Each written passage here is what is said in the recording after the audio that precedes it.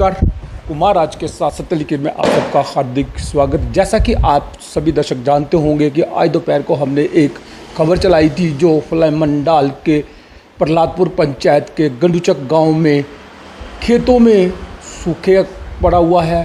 पिछले 15 से 20 सालों में उन खेतों में पानी नहीं है और वो लोग मजबूर है दान की जगह पे पशु चारा लगाने के लिए।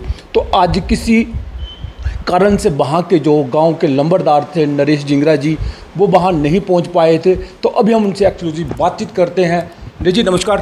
जी नमस्कार राजकुमार जी। सर आपका हमारे चैनल में स्वागत। जी धन्यवाद राजकुमार जी, आपने भी अपना आज कीमती समय निकाल के हमारे लोगों में बीच में जाकर उनकी समस्याएं सुनी हैं, तो इसके लिए हम आपका आभार प्रकट करते हैं। जी ये जो आपके गांव की जो 15 से 20 साल पुराना मसला है, गांव की नहरों में पानी नहीं है, तो जब से आप लंबरदार बने हैं तो इस पे आपने क्या कार्रवाई की?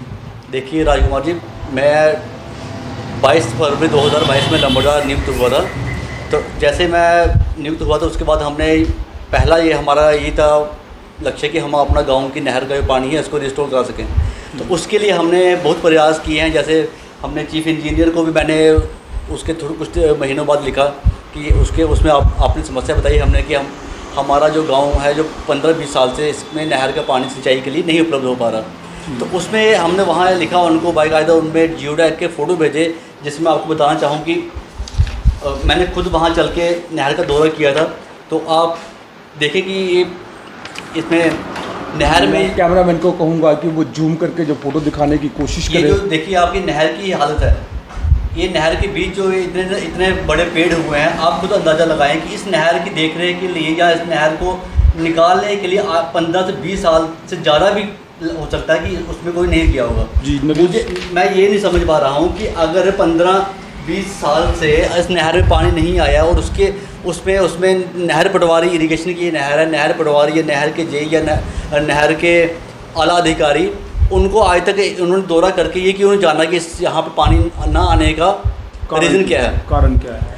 और इसके बाद हमने जब पता किया कि चीफ इंजीनियर को लिखा, वहाँ से जवाब नहीं आया। फिर हमें ये पता लगा कि जो इसकी नहर की डिसिल्टिंग है वो पिछले 10 साल से ब्लॉक ऑफिस से हो रही है। फिर उनको हमने कंप्लेन की बाकायदा। मैंने एक आरटीआई लगा के जो मैंने वीडियो को दी थी कि उसमें हम जानना चाहते थे कि हमारी नहर का पानी जो नहीं आ रहा है उसका रीज़न क्या है, क्या उस नहर की सफाई कागजों में होती है, नहीं होती है, प्रैक्टिकली क्यों नहीं होती।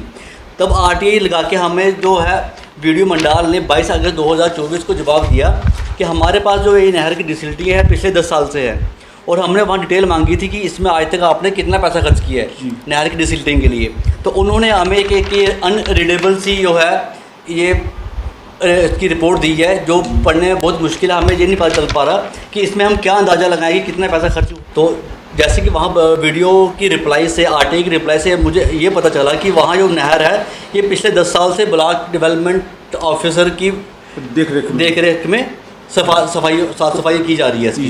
लेकिन प्रैक्टिकली वहाँ आज तक मुझे लगता है कि किसी ने वहाँ डिसिल्टिंग की हो।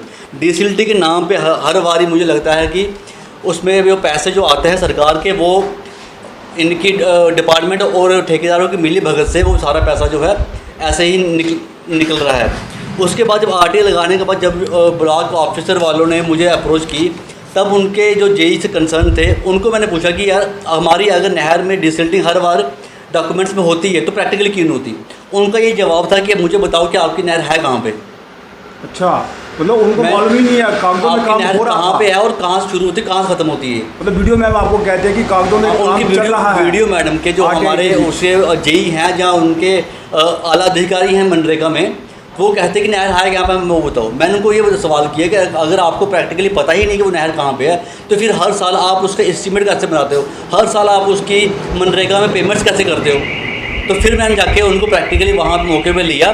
तो उसके बाद उन्होंने मेरे साथ ये कमिटमेंट की कि आप हमें एक मौका और दो, हम आपको गांव में पानी पहुंचा के देंगे आपको। तो राजकुमार जी, उन्होंने फिर अपने लेवल पे या अपने किसी वेंडर से उसकी सफाई कराई। मैं खुद वहाँ उनके साथ रहता था सफाई के दौरान, लेकिन एंड में वही हुआ कि जो हर साल होता रहा है। नहर की सफाई हुई, लेकिन हुई वहाँ तक जहाँ तक हमारे गाँव की सीमा ही नहीं है। हमारे गांव को फिर भी पानी नहीं मिला। तो हम डिपार्टमेंट वहाँ फिर से एक बार फेल हो गया कि हमें पानी उपलब्ध कराने के लिए। तो आपने सुना कि नरेश जी ने जो वीडियो में फ्लैमंडाल से आरटीएल के बीच कुछ पूछा था, उन्होंने जवाब भी देने की कोशिश की। जवाब में एक तो उन्होंने कुछ ऐसे डॉक्यूमेंटेशन इनको दे दिए जो पढ़े ही नहीं जाते। और जब इन्होंने उनके सीनियर अधिकारी से बात की तो सीनियर अधिकारी ने ये कह के अपने आप को बचाने की कोशिश की कि नहर है कहाँ। मतलब कि कागज़ों में काम होते रहे, कागज़ों के पन्ने पलटते रहे और काम भी निकले और लोकल ठेकेदारों को भी कुछ काम मिलते रहे। पर ग्राउंड पर जो रिपोर्ट थी, हमने भी आज ग्राउंड पर जाके वीडियो कर रही और वीडियो में देखा कि वहाँ पे काम जीरो था। तो नरेश जी उसके बाद क्या हुआ? देखिए राजकुमार, हमारा बस अभी ये डिमांड रहा है, उसके बाद क्या हुआ? कुछ भी नहीं हुआ ना। जब हमने पिछली बार नहर निकलवाया उसका पेमेंट फिर से हो गई, लेकिन हमें बेनिफिट क्या हुआ? हमारा तो डिमांड जो थी वो फुलफिल तो नहीं ना हुई। हम आज भी जंगल में, आज भी जंगल। आपने देखा कि नहर में देखो, मुझे खुद समझ नहीं आ रही। चलो माना कि मैंने कि वहाँ पैसे नहीं निकलते, 1 मिनट के लिए मान लेता हूँ, 1 मिनट के लिए मान लिया हमने कि वहाँ सफाई नहीं होती नहर की। लेकिन जिनकी ये नहर इरिगेशन की या ब्लॉक की, यहाँ उनकी बनता था इनका डिसिल्टिंग करवाना, फिर ये इतने बड़े बड़े केले के पेड़ आप देख रहे हो वहाँ उस नहर में, वो कैसे हैं, वो क्यों हैं? देखिए जो केले के पेड़ वहाँ पे उगे हुए लग रहे हैं, मुझे लगता है कम से कम जब से नहर बंद हुई है तब से ही ये पौधे उगे होंगे। और आज मुझे वैसा ही लग रहा है जैसे मैंने वीडियो में कहा था कि साउथ की पिक्चरों में हम देखते थे, सुनते थे कि कब बारिश होगी और कब हम धान की फसल उगाएंगे। ये पिक्चर देख के मुझे वैसे का वैसा पिक्चर सामने दिख रही है कि केले के पौधे उगकर पेड़ बन चुके हैं। आज मुझे लगता है धान की फसल की जगह पे केले की फसल के बाग लग चुका है। तो आपने जो केले के पेड़ों के पौधे देखे थे, तो उसके बाद इन पेड़ों की कटाई हुई? हाँ बिल्कुल, पिछली बार कटाई हुई इनकी, मैं मानता हूँ उससे कटाई हुई, लेकिन उसमें नहर की डिसिल्टिंग तो फिर भी ना के बराबर हुई, जिसकी वजह से हमारे गांव को पानी नहीं मिला। आज हालात वहाँ प्रैक्टिकली राजकुमार जी ये है कि जो नहर का पानी का जो नहर का बेड है हमारा और उसके जो एज हैं वो एकदम से बराबर हो चुके हैं। मुझे ये समझ, और उसके बाद जब उसके नहर के साथ में कुछ गाँव के साथ में लगता हो रास्ता बना वहाँ, तो वहाँ पे पिछले साल उससे पहले अपना पाइपें डलवाई गई हैं। तो राजकुमार जी आपने वहाँ प्रैक्टिकल देखा होगा कि एक नहर है जो डॉक्यूमेंट्री 4-5 फुट है, अभी 1-1.5 फुट रह गई है या 2 फुट रह गई है, जो उसमें पाइपें अभी डाली हुई हैं जिनका लगभग 25-30 हज़ार रुपया पाइपों का वहाँ निकला हुआ है। वो अभी एक फुट की पाइप है और उसका जो हाइट है वो उसकी नहर के पानी से बिल्कुल ऊपर है। मुझे ये समझ नहीं आती, जब ये पाइपें लगी होंगी, जब इन पाइपों का 2024 में बिल पास हुआ होगा, फिर इनके जो फील्ड स्टाफ है, इनके जो फील्ड वर्कर है ब्लॉक डेवलपमेंट ऑफिस के, इन्होंने प्रैक्टिकली क्यों नहीं देखा उनको कि जो पाइपों का बेड लेवल है इसकी बेड से नहर की बेड से ऊपर है और उस पर पानी पास कैसे होगा? इसका मतलब कि उनको भी कोई दिलचस्पी नहीं है कि जो प्रैक्टिकली ग्राउंड में काम होता है वो अच्छा हो या नहीं हो। अभी हमारी ये डिमांड है, हम ये नहीं कहते कि रेगुलर उसका पैसा निकल रहा है, लेकिन हाँ उसका पैसा नहर का हाथ निकला हुआ है। जो अनरीडेबल डॉक्यूमेंट्स प्रोवाइड किए हैं हमें डिपार्टमेंट ने, इस पर पूरी जांच होनी चाहिए, उस पर पूरा पड़ताल होनी चाहिए कि इसका पैसा कितना निकला हुआ, कितनी देर से निकल रहा है और जो पैसा निकला हुआ वो कहाँ गया, किस खाते में गया। अगर उसकी सफाई हुई है तो फिर ये इसकी जवाबदेही है ब्लॉक डेवलपमेंट ऑफिस वाले कि ये केले के पेड़ नहरों में कैसे हैं। तो आपने सुना कि नरेश जी ने सीधे सीधे एलिगेशन भी लगाए कि डिपार्टमेंट से पैसा रिलीज़ हुआ और पैसा गया तो गया कहाँ, पर नहर वैसी की वैसी पड़ी हुई है।